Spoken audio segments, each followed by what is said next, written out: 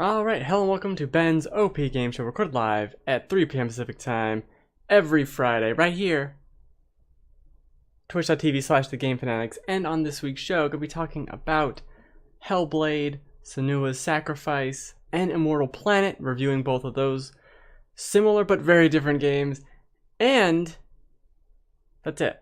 Wait, that's it. So first, let's go into something that really just happened today, and I'm not a fan of it at all, because there wasn't going to be a news recap segment, but then this happened. We got word this morning, less than 4 days from the release of Sonic Mania, that, to our surprise, Sonic Mania is going to be delayed on PC 2 weeks. Now, I guess I should say this is IGN's video. You'll see them pop up in a minute. I just needed footage of the game. This is upsetting for many, many reasons. One, it's bafflingly late, right? As I said, under 4 days to when this game is coming out. And now, oh, we gotta delay the PC version. Well, that doesn't really jive with me. Oh, but know what? Well, we're getting something. We're getting Sonic 1 for free. Excuse me. I'm pretty sure I've bought Sonic 1 like 6 times. Anyone who is interested in this game probably already has Sonic 1. Probably doesn't care about Sonic 1. I think I might have 2 copies of Sonic 1 on Steam. I don't even know. Also, only Sonic 1? What a really shitty reward. At least do 1, 2, and 3. I mean, come on. Sonic 1? The lowest of the low-hanging fruit you could give out for free for Sonic Mania? That's what you did? That's what you came up with. Okay, fine. Delaying it to make sure it works and fixes, great. Now they're also, and I pre-ordered this, the collector's edition, which comes with this statue of Sonic and a bunch of other nonsense. That, apparently, from what they said, I will still be getting that. I will still be getting that next Tuesday. I'm gonna get this in, have a Steam code, redeem the Steam code, and it's going to give me Sonic 1, again, for like this 18th time. And then I have to wait 2 weeks to play the game. But I'll have the collector's edition. Great. Really happy about that. And I understand why this is, right? You don't want to put out a game that's broken and whatever. Fine. Fine. I understand that. That's not the issue at hand. The issue at hand is the 4 days before release. And why, IGN, can't you just show goddamn video of the game? Here we go. Because this has happened a lot. I mean, Destiny 2, for instance, is coming out 4-6 weeks after Destiny 2 on consoles. And it's happened before. Historically, the Assassin's Creed games have always come out a little bit later on PC. That's fine. These things are known. We've known, basically since they've given us a date for Destiny 2, that it's going to come out later on PC. And I have no problem with that. That's fine. Whatever. It's not, I don't particularly enjoy it as a PC player, but I understand that. Waiting to the 11th hour and then delaying it doesn't jive well with me. Not a fan of any of that nonsense. And I think it's becoming ridiculous. And actually, let's go back a year, this year, or this week, last year, to No Man's Sky, which somehow was going to have, oh, it's going to launch on Friday. And they didn't say what time of the day. If that was 01, 12:01 Eastern time, Pacific time. They didn't say that basically until 2 days before. They didn't even say it was going to be delayed on PC till like a week or so before. So what's happening? Can we have some honesty and transparency here? And I can't help but feel like I've played tons of PC games at launches. I played Arkham Knight on launch. Didn't really have any problems. Let me fucking play Sonic Mania. If I'm that dumb of a Sonic fan to have bought the collector's edition, just let me play it. I understand. Put it on early access. Warn people not to do it. Fine. But to delay it under 4 days before it comes out is so ridiculous. You had to have known. I mean, this would have been, you had to have known you were pushing the limits of this time frame, right? And it would have been so much better to say the the PC release is going to come out later, but really close to release, and not give us a date until today. That would have been a better scenario, and I wouldn't really have been mad about that, right? But you essentially lied because you were getting cocky and thought you could get it out. Don't lie to me. Just say, we're going to have some more testing. Maybe the PC version is going to be a little bit later. Don't give the PC version a date. Don't get people's hopes up. Because I'm a huge Sonic fan. Probably too big. There's a scenario, an Elseworld version of me, where I have Sonic tattoos all over. That definitely is a real thing. I grew up on the Genesis. I fucking love Sonic for no reason. It's just there. So the childhood nostalgia. I was so excited to be like, man, next week I'm playing a new Sonic game. I've been doing really good at not, like, this is more gameplay than I've seen this entire time for the game. I haven't been watching any of it. I watched the animated little intro they did this week. IGN, I'm never using a video of yours again. Just fucking show the game. Put the people in the corner like I'm in the corner. Ridiculous. When I scrolled through it, anyway. Now I have to wait 2 more weeks, which is fine. It'll be over in a flash. That's not the problem. The problem is, just be honest with us fans. Don't lie and behind the scenes be thinking, we're really hoping we can hit this date on PC. Because it's better to have said, oh, it's going to come out 2 weeks later, and then accidentally be like, oh no, it's out tomorrow, than to have this scenario. And we don't live in that world. We live in this one where now I have to make an 8-minute video about Sonic being betrayed again. And now I gotta wait for no goddamn reason, because I'm sure the game's fine. I'm sure it's fine. If I had played it, it's fine. It's always the fringe edge cases. Oh, when it runs on this laptop at this thing. No, I got a fucking gaming PC. I'm sure it's fine. I'm sure it's fine. But whatever. It's just little salty grapes or whatever that is. Salty grapes? Salty wine. It's something salty. Something's very salty. I just wish I'd be playing Sonic Mania next week. Now what am I going to do? I have no idea. I got to find something to do. It looks fucking good though. Oh, wow. Looks great. Stop showing the people. Anyway, let's get into the topics of the week, because IGN just refuses to actually show gameplay. Why can't they show gameplay? I mean, come on. What is this?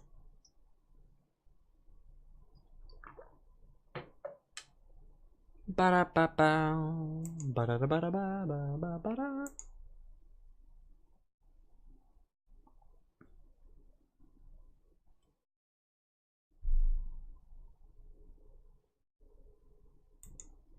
Hey, let's talk about Hellblade: Senua's Sacrifice. A game I played and enjoyed these past couple days pretty quickly. It's not a super long game. It took me I think we say just over 8 hours to beat it. And that's totally fine. I mean, to get it out of the way, I really, really like this game. It is something super special in many respects, too. It's not just, oh, it's tackling mental illness in an interesting and in a way we've really haven't seen. There's not any other example that you could really think of that I know of where, oh, she's hearing voices, you get to hear the voices, there's hallucinations, there are all these sorts of things, and they feel part of the game, and it almost betrays itself, because you could play this game, and I did, where you see everything and you think, well, what's weird about this? Like, yeah, she hears voices, but what's weird about this? But you start to think about it more and peel back some of these layers and realize that it's kind of all in her head. And did any of this happen?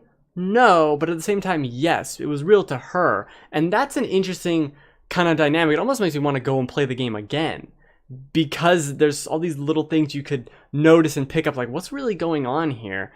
She's battling her demons, and I would say literal demons, but they're not real. So, not literal demons.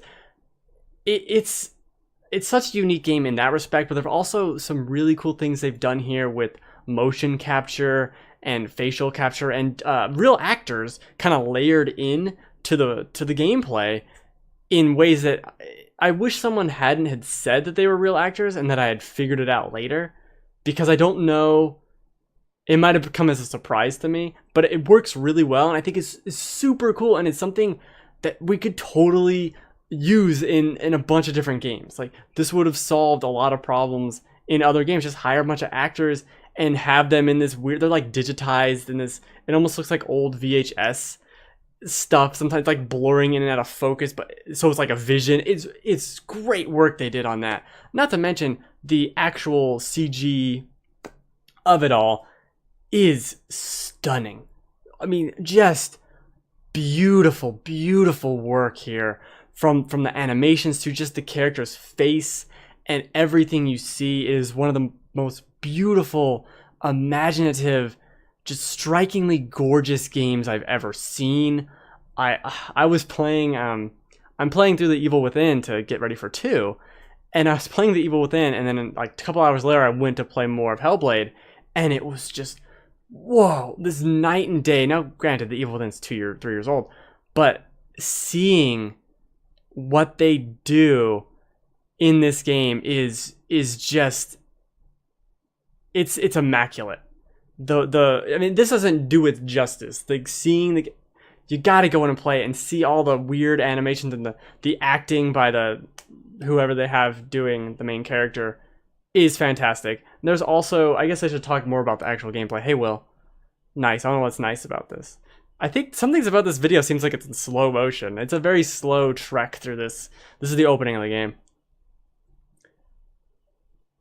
And it's one of these games too that is very confident in itself, I would say, for the most part. It has combat, and I think the combat's really fun and actually super varied, with a bunch of enemy types. Like, this guy is just fast and he has this sword. This guy has a mace. This guy has a mace and a shield. This guy has 2 axes, and you're fighting them in different ways. And it has a lot of kind of perfect dodge, perfect block kind of mechanics where, okay, the guy's attacking, block, and if you block just before it happens, it stuns them and you get a couple hits off. Or you can kick as well, so you can kick down the shield and now attack that guy. And it starts layering in these enemies where, okay, the shield guy's over here, the other guy's trying to flank me. That's really fun. I really, really enjoy the combat, and it sometimes overstays its welcome, which is a problem I'll get to after this. But for the most part, it is peppered in throughout, and not in a way of like, oh, we're fighting all the time. There's a good, I would say, 2-hour portion in the middle of this game where you don't fight anything. You lose your sword through reasons, and you don't fight anything for 2 whole hours. And it's so cool to see a game, an action game for all intents and purposes, do that and do it well. It's not a thing where it's like, oh, you got to have the obligatory fight scene now. It has that at the end, and it's a little too much at the end, I would say. But a lot of these things are just battling Senua's demons. It's like, oh, she's afraid of the dark in this section. It's like dealing with that in these clever ways, or finding patterns in the world, which is someone could actually deal with and have another symptom of this psychosis. That is so cool. And it's handled very well in a way of like, why am I finding patterns? It seems like a very gamey thing of finding these. It's like a puzzle where you got to find shadows or objects that that interact or overlap with each other to form rune shapes. And you start to think like, oh no, this is her in her head being like, I gotta find this to get to this door. Like, it's a very interesting idea of almost gamifying psychosis. This is a symptom someone could have that would prevent them from literally opening a door because they have to find a pattern in the world, which sounds absurd, but is totally real. And it happens a lot in this game, maybe too much, but it's so cool to kind of see it like that. And it's not in your face. It's not telling you. It's not like a little pop-up that appears in the corner and says, hey, this person's crazy. She got to find patterns. Like, it's totally respectful and really smart.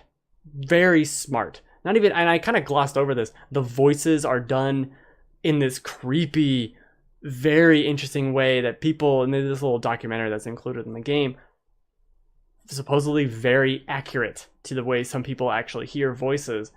And that's, I think, super cool. I mean, they're not all negative. They're not all mocking. Some of them are helpful, and it's weird to hear these different voices kind of yelling at you and supporting you, and you'll be fighting guys, and they're like, watch out, he's behind you, and it's like, what the fuck's going on? Like, it's really cool. And the other elements, it's almost a horror game at times, in a very surprising way, in addition to being a great action game, and a game that uses the not often used Norse mythology kind of angle with these little rune things. Yeah, positivity with a little thumbs up, man. It's good to be positive, Will. These Norse stories are also super fascinating, and I love hearing them. I'm not someone who's like, I read Beowulf and I really liked it, but that's probably the closest thing I've done to dive into that realm of Celtic lore or whatever. Well, I don't even think Beowulf counts as Norse at all. I definitely don't think it does. But you know what I'm saying. It's the same kind of family in that area of the world / time, roughly.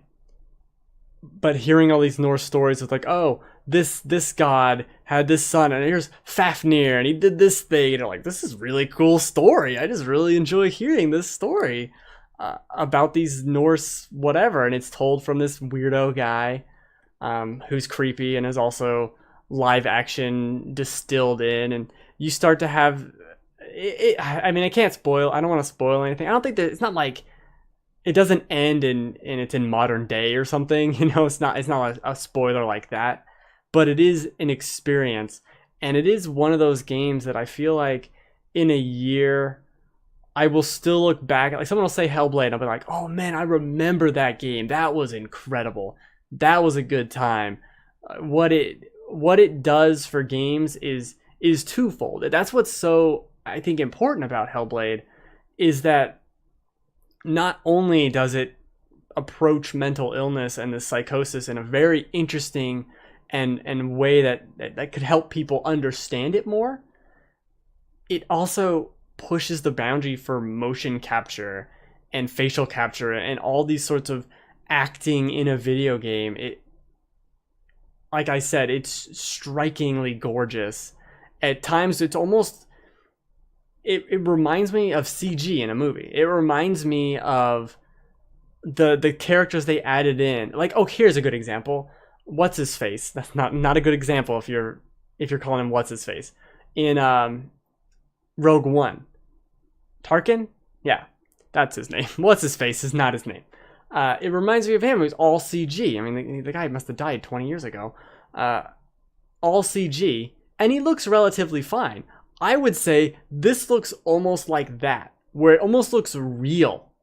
And you're like, no, but it's not. Instead of the reverse of Uncanny Valley, where you can feel it as a game trying to be real, this feels like you're watching a movie that's just not quite real. It's a weird, I don't know if that makes sense, but that's what it feels like. It's like the reverse Uncanny Valley, where this is all real, but it's not real. You know it's not real. I don't even know if that makes sense, but that's what it feels like, because it's so well done. I think the only, and this is a weird sticking point for me because I get hung up on dumb shit like this, is her mouth is like constantly a little open. If you look at it, it's always like a little open, but it's like a little too open. And it just bothers me. It just doesn't seem right. Her mouth is too open all the time in a way that doesn't strike me as realistic. But that's just me, and that's my own psychosis. Like, why is this open? Like, freaking out. That's a stupid thing to complain about, because compared to everything else, it's gorgeous. Like, if you thought the capture in Uncharted or something was good, like, this is above and beyond anything I've seen in a game. It's not the flesh bag faces of L.A. Noire by a long shot. And you look at something like this, like the ocean, and how beautiful the waves are coming in. It's the tech behind some of the stuff they do, and some of the weird hallucinations and things like texture work of the world, like not warping around you, but it just grays and it morphs. some really creative stuff and tech behind this that is endlessly impressive to me. And I'd love to see a game. It sounds stupid to say this, but I'd love to see a game. I always go back to Resident Evil 4, like Resident Evil 4, in this graphic style. And there's a photo mode. Because I just, it's so stunning. I want to see more things just in this. It's just Unreal, but what they've done in Unreal is unreal.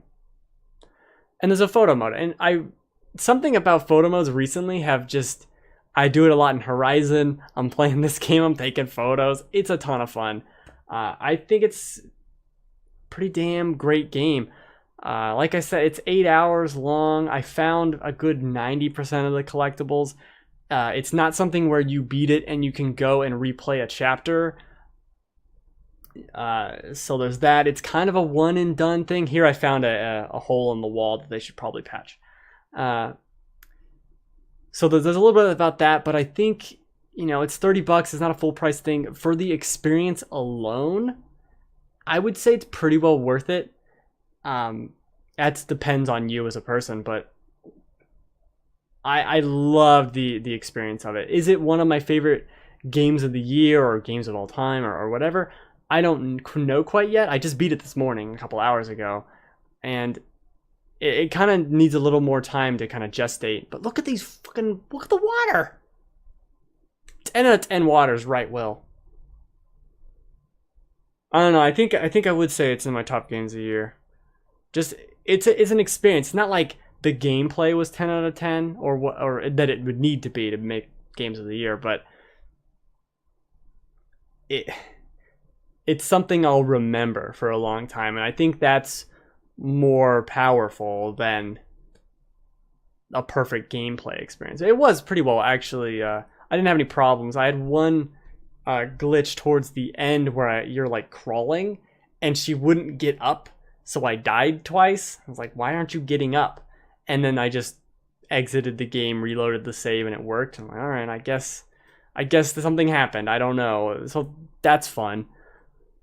Not at all. But besides that, no problems. The puzzles are creative. It's a little much sometimes. I'm not good at finding runes and shadows, I feel like.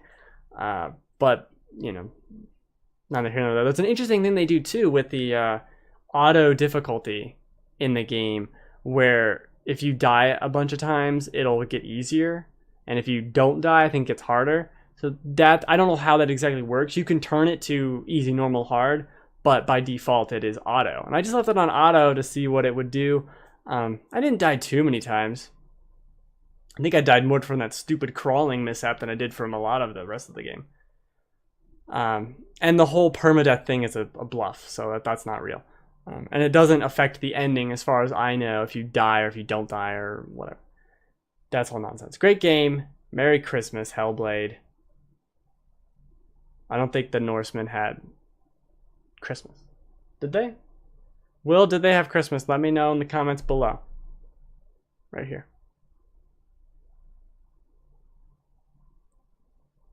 It's interesting too. I had the subtitles on. The subtitles on top are the voices in your head. Fun fact.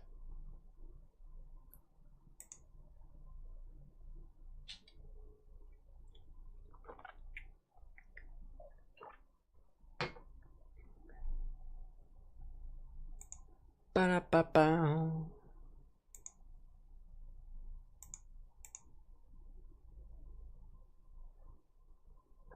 Oh, I have to change this. Oh no.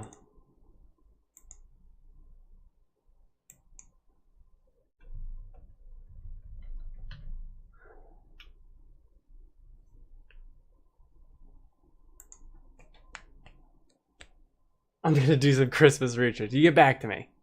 We must know what Christmas is up to.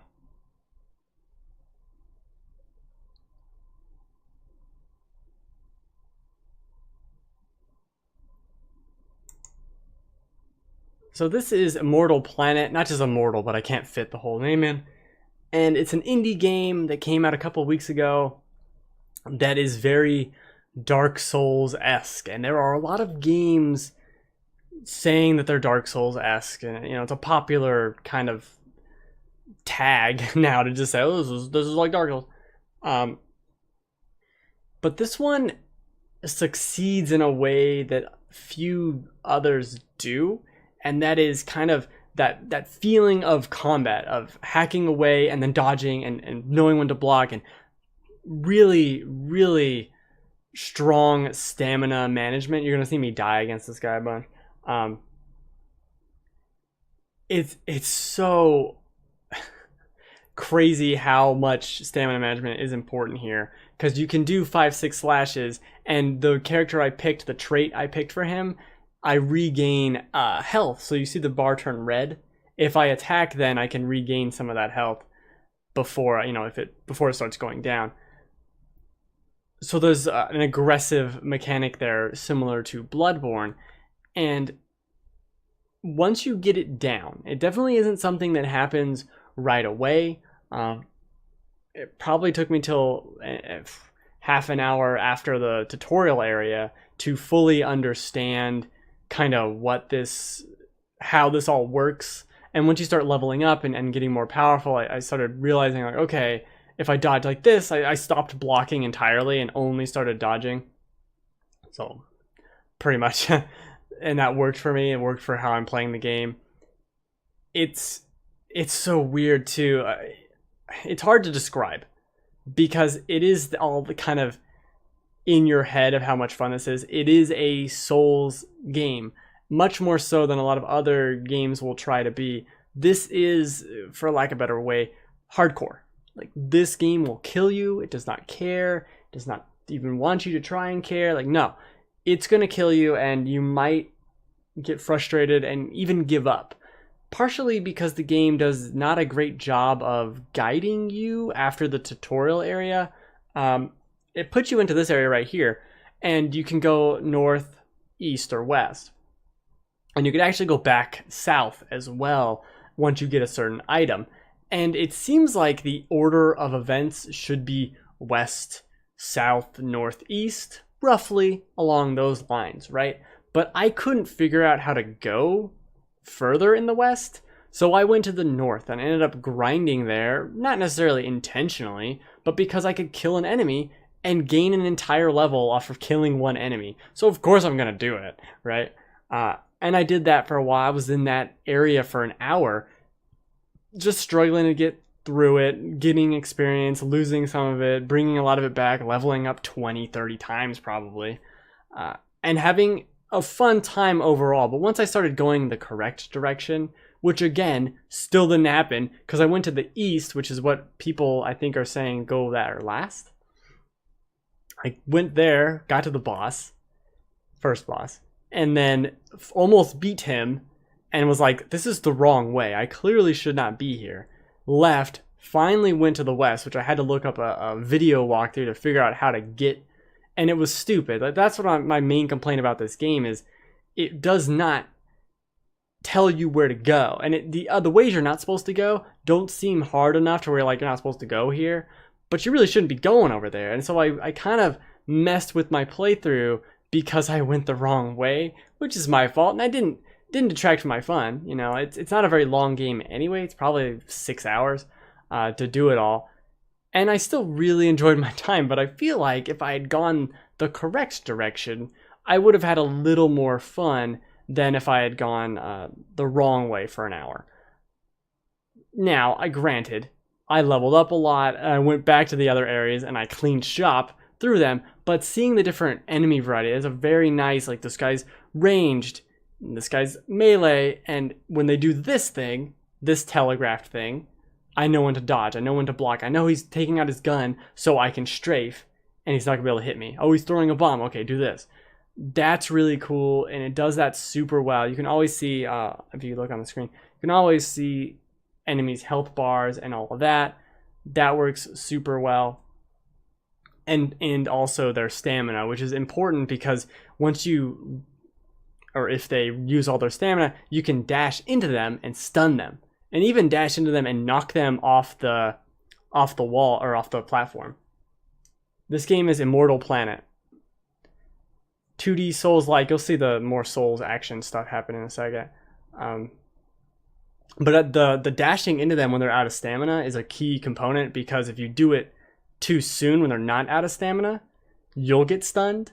And you can even miss the dodge. You can do all sorts of weird things where if you fall off the platform, like I just did it there to stun him, you can fall off the edges of these things, of the platforms, with the dodge. It's kind of demands a little more knowledge and placement of where you are as a player.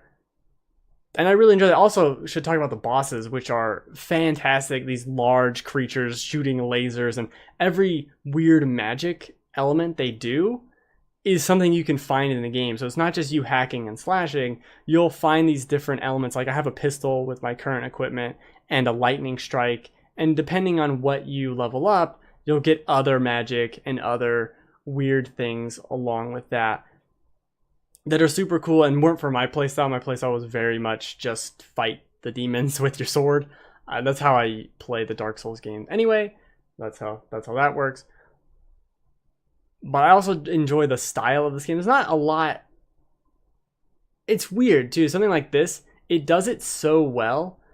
And once you learn the mechanics, once you learn the enemies, it has this such a great flow of combat. It can feel slower. It can feel difficult, like really difficult, but it does hit a point, and it might be halfway through the game, really, where you start to understand, like, this is what this character is doing. I know how to abuse this system in a very Demon Souls, Dark Souls way of, Dark Souls is way better than this. Well, yeah, it is.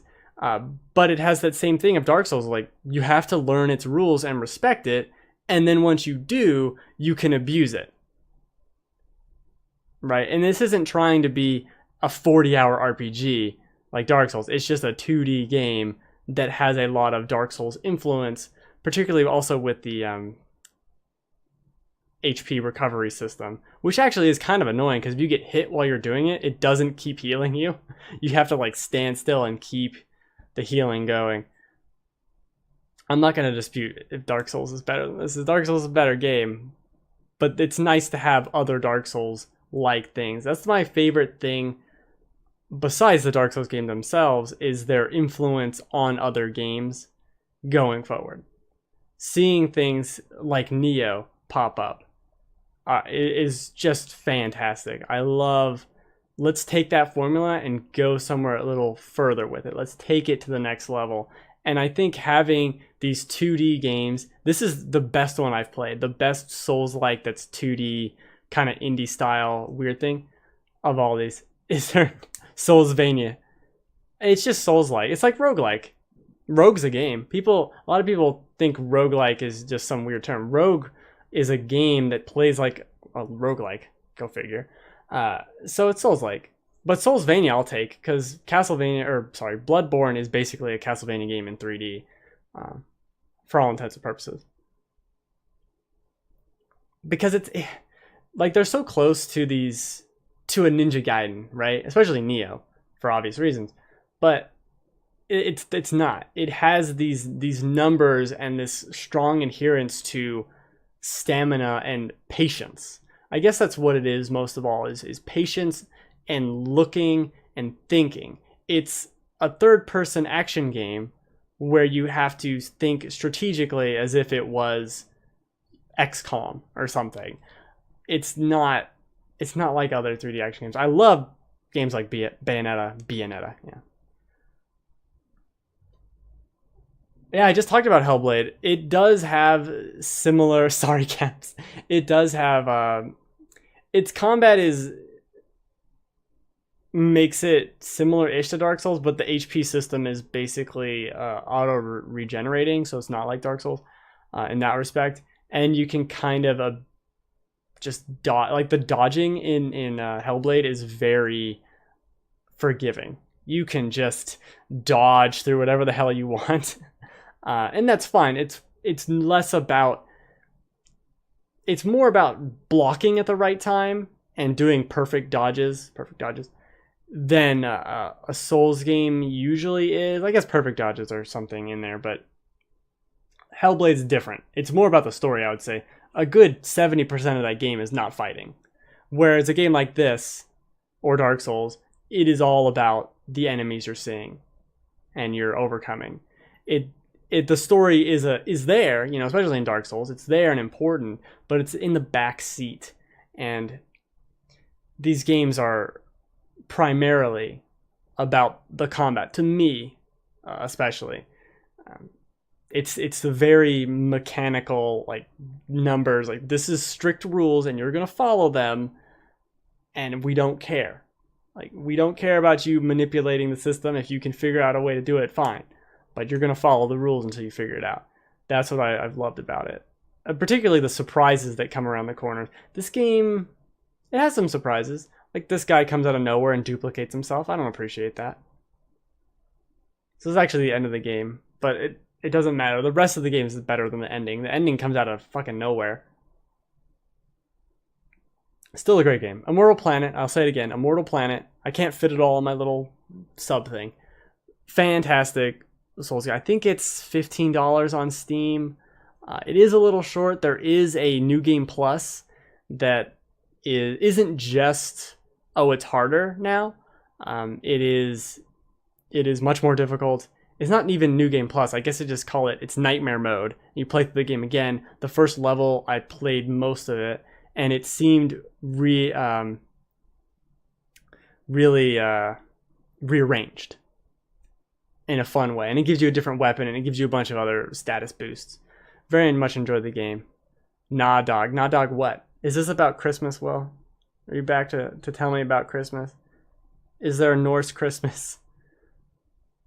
I'm really excited for Sonic Mania 2. I'm just really bummed out that the PC version got delayed, because I'm getting that version, and I'm going to be getting my collector's edition with the Steam code for nothing.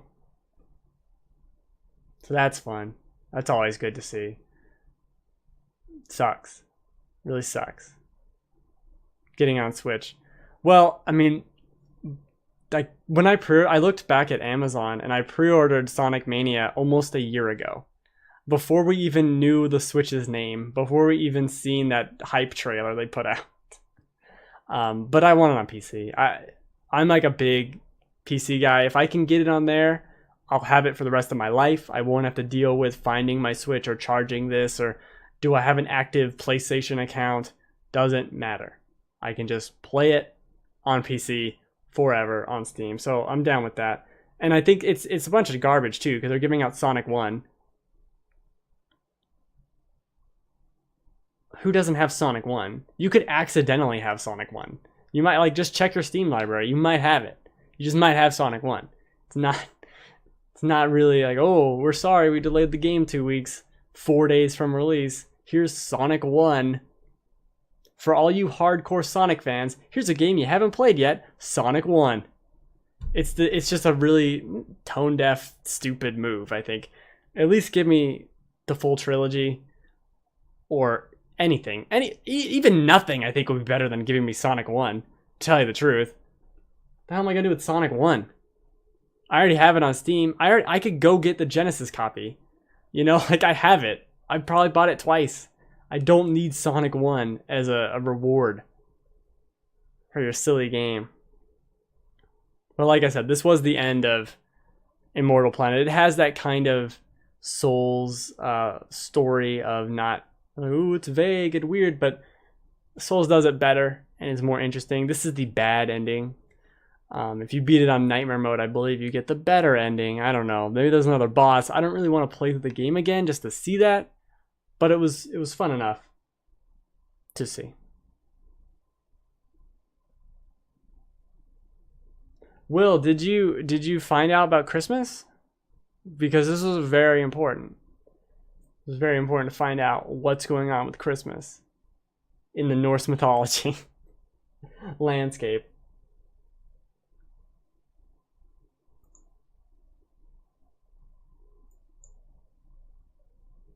I think that's it. I think that's all I have traditionally planned. Go watch the credits for this game. That's kind of exciting.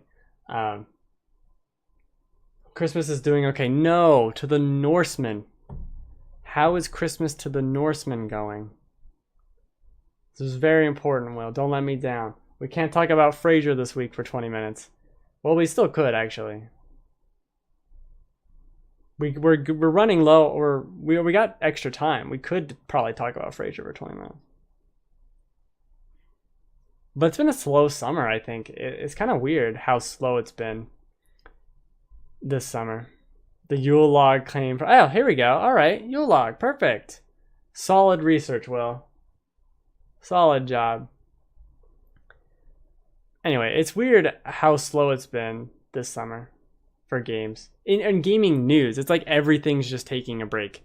We had too busy of a spring. We're taking summer off. We're not doing it again, which is fine, but it makes it tough to find news. But then they do this bullshit with the Sonic thing, and I find something to talk about. Hey, what you gonna do? But man, I was so excited to play Sonic next week. I've been doing so good to not look at trailers or anything for that game. I played a video of it when I was talking about it earlier, and I'd never watched that before. I know they're remaking classic stages, and I'd seen screenshots and little bits of video, but that was the most gameplay I've seen. I've done so well, Sega. Come on. It's a bummer, I think. The Yule Log. Tell me more about the Yule Log, because I really couldn't even tell you what that is. There's a hair in my eye. Should I look up the Yule Log, Will? Is that a thing you want me to do? Like, I can't see. There's hair in my eye. Okay. That's what I found. Useless. Well, if there's no other formal questions about the Yule, look it up. Fine, I'll look up the Yule Log. Yeah, Leplag, that's what I meant to type. Thank you. Traditional log burned in the fireplace on Christmas Eve. A log-shaped chocolate cake eaten at Christmas. Let's not call the cake a log. Should I do the sounds? Let's listen to this virtual fireplace.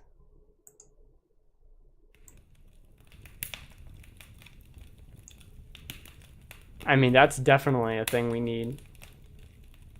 It's got 700,000 views.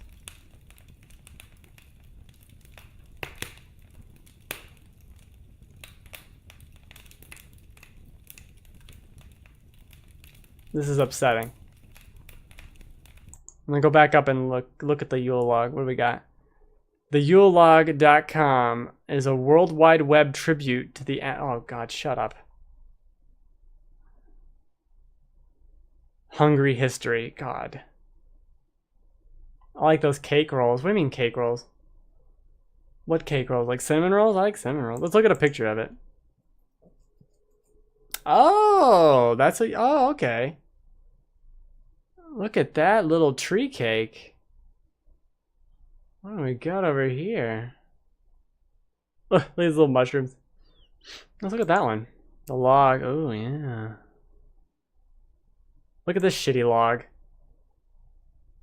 You just made a cake burrito, you lazy ass. So what's the middle? Like a cream filling? I need to know, like, usually when you Google something, the first thing that comes up, here it is, Wikipedia. What is Yule? Oh, Yuletide, yeah, okay. The god Odin, see? Okay, there's a lot of fruit. Who's putting fruit in my cakes?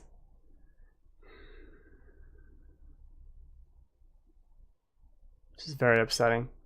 Later underwent Christianized Reformation, resulting in the term Christmastide, a word no one's ever heard, ever. Oh, on the cake, not in the cake. Okay, that's fine.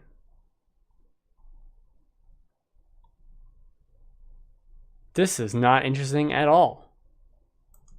It is Norse. It is apparently Norse. That's fine.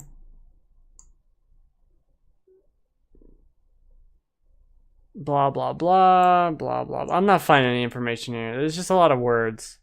It's stuck on the etymology. What else you got, Will?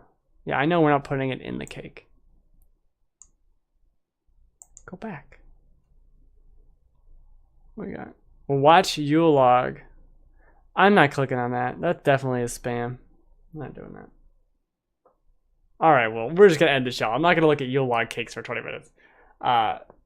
Normally, mostly about games. Recently, about whatever the hell I want at the end, because there's not a lot going on. And again, something in my eye. Every Friday at 3 p.m. Pacific Time, twitch.tv/thegamefanatics right here. Yay! Merry Christmas. I stream on my own channel, twitch.tv/BenReacts. Saturday night will be New Super Mario Bros. U, I think. I really enjoy playing that game. Just a relaxing time. Monday, Mario Maker Monday. And Wednesday is a slow but steady churn through The Evil Within. A game that I really enjoyed and now am coming to love more and more the further I get into it. On my second playthrough 3 years later. Yeah. Who is this thumbs up man? Seems good. Yeah, we don't... Maybe one day I'll have to do a full episode on Frasier, and then we could talk about Frasier, how much Friends is a terrible show, and yeah, we could talk about that.